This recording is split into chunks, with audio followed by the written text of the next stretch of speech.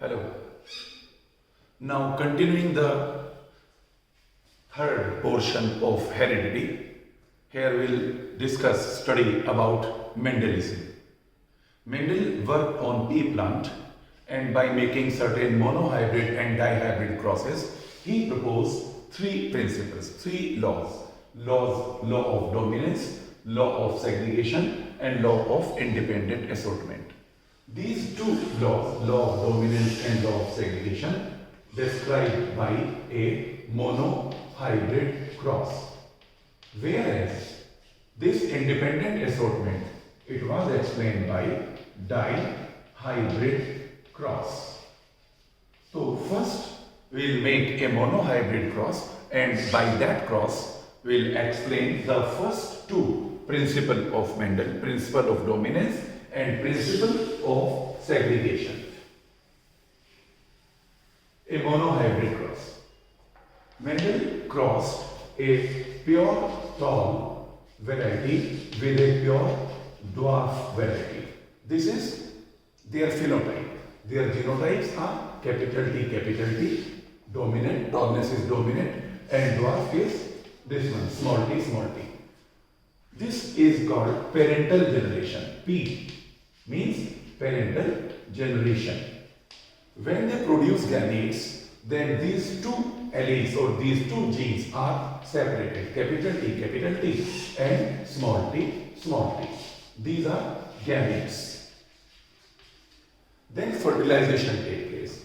This gamete fuses with this particular gamete, capital T, small t. This gamete fuses with this one, capital T, small t. This gamete fuses with this one, capital T, small t. This with this, capital T, small t. This generation is F1, first filial generation. Capital T, small t, because it is dominant, so it will be tall,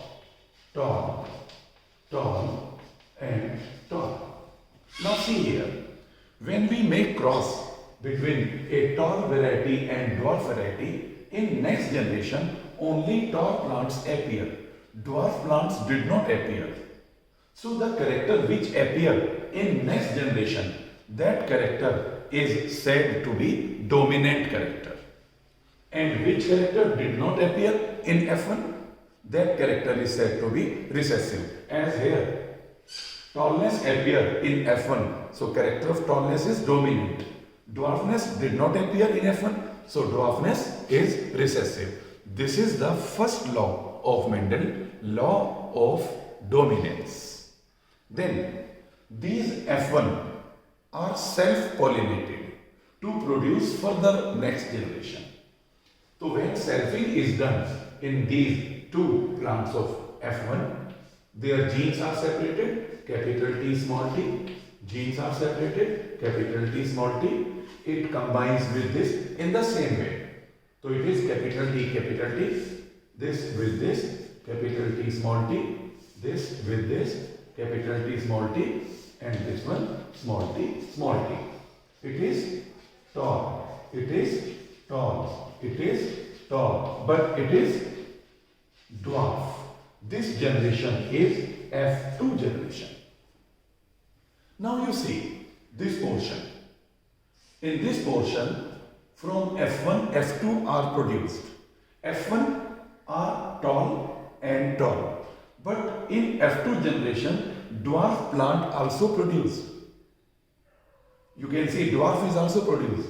So, appearance of dwarf in F2 indicates, please listen it carefully, appearance of dwarf plant in F2, it indicates that these F1 tall are having gene for dwarfness also. The tall, though it is tall, but it is having gene for dwarfness also. This tallness and dwarfness are separated. Tallness, dwarfness, separated, segregated. And gene for dwarfness, when combined, then it forms small t, producing dwarf. It means here in F1, tallness allele is present, dwarfness allele means gene is also present, but they are not fused. They are separated. they are segregated at the time of gamete formation.